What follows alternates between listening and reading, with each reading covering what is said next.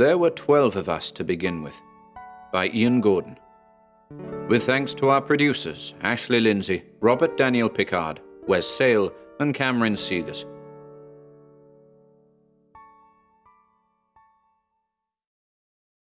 Chapter 5. Yellow Jacket, December 28th, 1989. It had been an unwelcome power cut that had plunged the 10 contestants into complete and total blackness. A planned event, most had assumed. But was it? The lights in the library were out for a good minute or so, which, in terms of time spent in the void, amounted to a very long period indeed. There was shouting and shuffling, fumbling and tumbling, and a great deal of bewilderment as the blinded guests struggled to get their bearings. Even Green Drake's candle had been snuffed out, which made it, and the lighter lying beside it, impossible to locate in the darkness. When the lights flickered back on some 70 seconds later, there stood 9, where before had stood 10. But this wasn't immediately noticed by the squinting contestants, each of them caught up in the act of collecting both themselves and the various items of furniture they'd unwittingly knocked to the ground during the blackout. Blackgarden, the man who had been keeping a close eye on Yellow Jacket, was the first to notice she was no longer among them. "Where is she?" he blurted, so concerned that he failed to refer to her by name. "Who's missing?" False Widow asked, her gaze dancing from guest to guest. "Yellow Jacket," answered Green Drake, a note of disappointment in his voice. But White Admiral, the suspicious drunk, was having none of it. "Stooge," he coughed. "She's gone the way of the other two now. And you," he added, turning accusing eyes to Blackgarden. "You're a liar." "Me?" Blackgarden returned. "Care to elaborate?" "Yeah, it hit me like a ton of bricks when the lights came back on. You weren't there when Yellow Jacket drew her name from the hat. In fact, if memory serves, you rolled in after 8, an hour after she did." "Damn!" Andrena blurted, recalling Blackgarden's arrival. "How did I miss that?" This from Green Drake, whose memory of December 26th wasn't quite as clear as he would have liked it to be. Tuts and scowls formed the basis of the ensuing reactions, as, with a shrug of his shoulders, Blackgarden proffered, "I must have watched New Forest or False Widow draw their name then. I'm pretty sure at least one of those two arrived after I did." "Bullshit!" Green Drake blurted. "People," he continued enthusiastically, pointing at Blackgarden, "allow me to present our first confirmed stooge." "Wait a minute," Blackgarden began, waving his hands about. "I'm not a stooge. It's just that the lady in the yellow dress caught my eye, and, we were all drinking, and somehow—" He trailed off, discouraged by the skeptical eyes that met his. "It's okay," Green Drake said reassuringly. "It's just a game, after all. You'll just have to deal with the fact that we're all going to keep a close eye on you moving forward." And the man in the gaudy dress shirt laughed heartily. "Busted," White Admiral scoffed, eyeballing the man in the Fair Isle cardigan. Blackgarden just shrugged his shoulders dismissively. If he had a secret to hide, nothing in the look upon his pale face suggested as much. But still, the idea that a confirmed stooge could be in their midst, coupled with the sudden disappearance of Yellow Jacket, served to reinvigorate the game's participants. Scarlet Darter stepped forward. "Back to the game at hand. Where do you suppose they're hiding?" he asked, addressing the room at large. "The Stooges?" White Admiral ventured. "Yeah," Scarlet Darter confirmed. "I mean, I know it's a game and all, but they've got to be here somewhere. Wouldn't stand much of a chance out there in the storm." "Miller's Manor's a big place," New Forest offered. "It's got to be full of hidden rooms and corridors." "The library, for example," Green Drake added.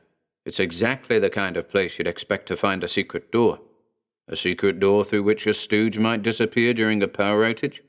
This from White Admiral, keen to advance his agenda, whilst casting dubious glances at Blackgarden. At last, Blackgarden, over whom a veil of doubt had been thrown, announced that he intended to leave his present company in order to seek out clues regarding the disappearance of Yellow Jacket. And off he went, sniffing the air like a dog. New Forest, Green Drake, and White Admiral made a search of the library, repeatedly removing and replacing dozens of books in attempts to trigger some sort of hidden mechanism. Their efforts, though steadfast, yielded nothing whatsoever. Scarlet Darter, Andrena, and False Widow committed themselves to a search of the ground floor, reception hall, dining room, kitchen, study, games room, and a couple of as-of-yet unvisited rooms, in quest of clues. Nothing was revealed. No one in the silent laundry room, no signs of movement in the extensive larder, and no evidence to suggest any recent trips to the shadowy cloakroom. Nightcrawler and Bluebottle descended into the basement, a dark, labyrinthine system of tunnels and low-ceilinged rooms, host to long-forgotten furniture and never-to-be-recovered detritus. The dimly lit passageways were less than inviting, and, following a close encounter with the rumbling of the manor's gargantuan boiler, the pair retreated at speed, more than satisfied to dismiss the basement as a likely hideout for the missing guests. Blackgarden's efforts were uninspiring, too. He wandered up and down the gallery on the first floor several times, paying visits to the rooms of Grey Dagger, Longhorn, Yellow Jacket, and his own, respectively, finding nothing of note in any of them, other than the previously discovered beetle in Grey Dagger's bed. He looked for hidden doors in the wooden panelling lining the gallery and its connecting corridors, but, much to his chagrin, he failed to locate any hollow-sounding sections hinting at concealed domains within. In the end, he abandoned his search and returned to the ground floor in order to reconvene with the other contestants. As the day progressed, the 9 remaining guests came no closer to solving the mystery of Yellow Jacket's sudden disappearance. Blackgarden had insisted that he wasn't a stooge, repeatedly citing the fact that he'd been attracted to the lady in the yellow dress, and that his memory of events as they transpired on the 26th were fuzzy as a result. Some chose to believe him. Others, particularly White Admiral and Green Drake, chose to keep a close eye on him. All, however, agreed that Yellow Jacket was a stooge. This substantiated by the facts that Blackgarden hadn't, after all, watched her draw her name from the top hat, and the assumption that those going missing would have to be in on it. The nature of murder mystery events in general was a subject of much debate later that evening, when each of the guests, having individually had their fill of microwavable ready meals, gathered in the reception hall by the fireplace. Drinks were poured, and the fire was lit, Nightcrawler seeing to it that sizable flames were dancing, before helping himself to his share of the brandy. "I've been to these things before, you know," said False Widow, her striking features aglow in the firelight. "They've always been highly organized, but this just feels so chaotic, feels off somehow." "I've been thinking the same thing," Scarlet Darter agreed. "There's so little to go on, and with the storm raging out there, I'm beginning to feel more like a prisoner than a participant. Just look at it." He motioned to the large window on the west wall, dark with snow. "We couldn't leave if we wanted to." White Admiral stepped forward, already a drink or two ahead of the others. "Which in itself is odd," he said. "I mean, you'd think the organizers of this thing would be a little concerned about us being trapped up here, but not a bit of it. Things are plodding along regardless." "Fools and the foolish," New Forest mumbled, mostly to herself. Green Drake caught it, though. "What was that?" he asked, not understanding. "Fools and the foolish, as in, despite our misgivings, we're playing the game anyway." Bluebottle tutted. "I, for one, would rather not be playing the game," he announced, shaking his head. And then it was Andrena's turn to speak, her train of thought returning to the subject of stooges. "How many stooges can there be, anyway?" the middle-aged lady asked. 3, 4, 5, more? How many of you, here, right now, are in on it? Any one of us could be. We can't just point the finger at Blackgarden. And the host, the killer, is that one of you too? And as for the murders, are we to assume that when the killer catches us, we're simply told to go into hiding with the others?" The other guests simply glared at Andrena, each of them silently considering her inquiries. There were no definite answers to provide her with, and, as evidenced by their taciturnity, if any of the present contestants were stooges, they were in no immediate rush to announce themselves as such. As for the host, or killer, their methods and motivations were yet to be revealed, or, as per the rules of the game, discovered. And it was with that uncertainty in mind that the guests in the reception hall, Blackgarden included, decided to stick together for the remainder of the evening, before retiring a little after 9 p.m. The following morning, having slept long and peacefully owing to the universal locking of bedroom doors, the guests once again gathered in the dining room to partake in the consumption of toast. The storm had subsided, but the huge, unconquerable snowdrifts remained. The quiet from without seeped into the manor. The contestants ate in complete silence, eyeballing one another cautiously. Their suspicions, thanks to Andrena's questions the previous evening, no longer focused solely upon the man who wore the Fair Isle cardigan. After breakfast, they each went their separate ways, some choosing to read in the library, and others taking the opportunity to practice billiards and darts in the games room just south of the library. Noon came and went, and late afternoon was upon them, before anything of real significance occurred. The light was fading fast, when Bluebottle, seeking the comfort of brandy in the reception hall, happened upon something truly remarkable. He called to the others, who, in their increasing boredom, were only too thrilled to come rushing to his side, in order to see what all the fuss was about. There, in front of the fireplace, which had been lit by persons unknown, lay a striking work of art composed of what appeared to be thick brown hair. Long strands of the stuff had been tied together in thin clumps, forming the curves and lines of a large creature sprawled out across the light oak floor. The flickering fire above animated the beast, the shadows it produced giving it substance, life.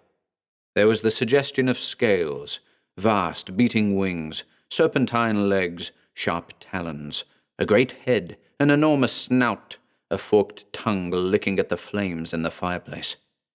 "What on earth is it?" asked an awed Andrena.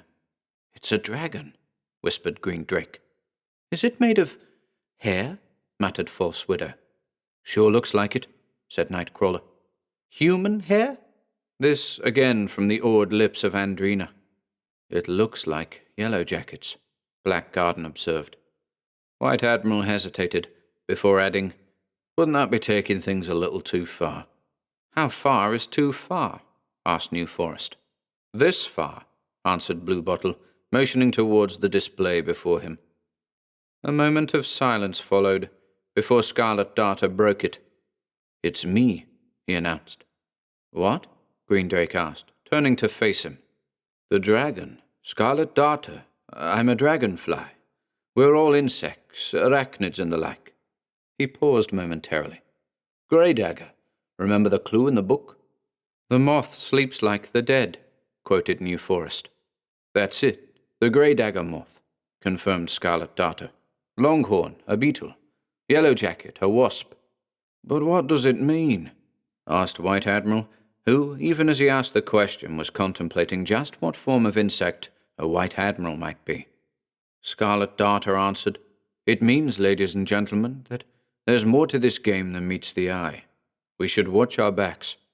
"What are you implying?" quizzed Andrena, her usual jovialness a million miles away.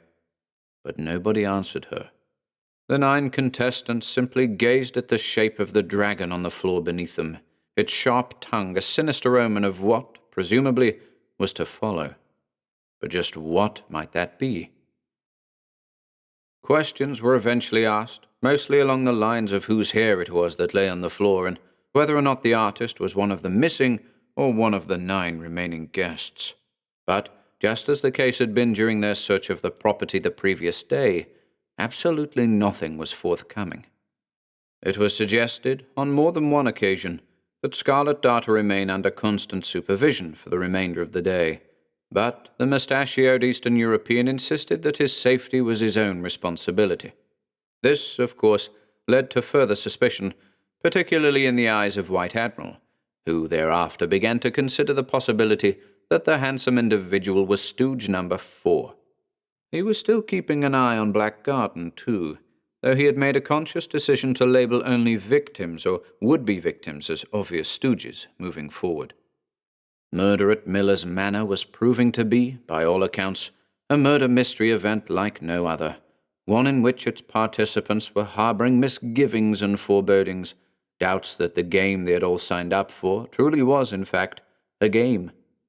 And as they filed away that evening, some mildly inebriated, others just plain tired, many wondered if Scarlet Darter would be there at the breakfast table the following morning.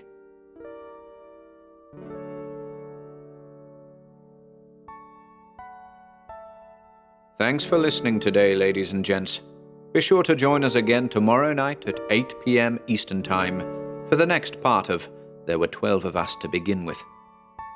And until then...